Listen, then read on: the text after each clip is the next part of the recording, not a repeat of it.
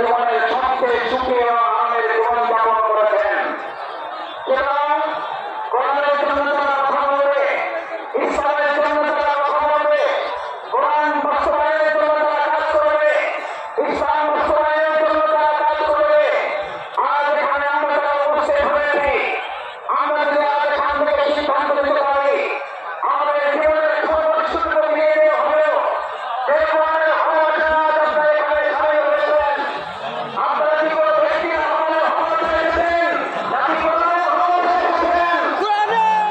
এসব ভালোবাসা এসেছেন এই কোরআনকে আনন্দের সংসদে যদি পাঠানো হয় তার জন্য আমাদের 2024 সালে জুলাই আগস্টে তরুণ যুবকেরা যারা জীবন বাঁচিয়েছে ওই জাস্টিসের স্লোগান রেখেছিল, এই জাস্টিসের স্লোগান বাস্তবায়ন কি মানুষের তৈরি করা মতামত বাস্তবায়ন করতে পারে নাকি কোরআন পারে?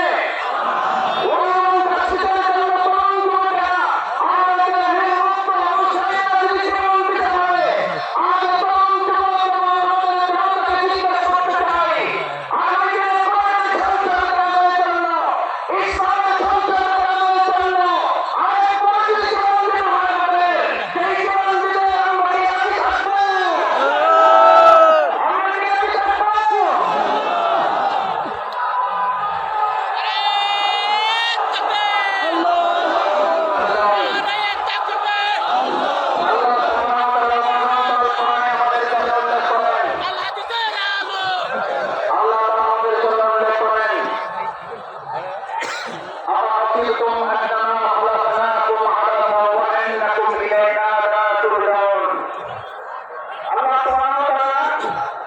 আমাদেরকে এই পৃথিবীতে প্রেরণ করে আমাদেরকে স্মরণ করিয়েছেন।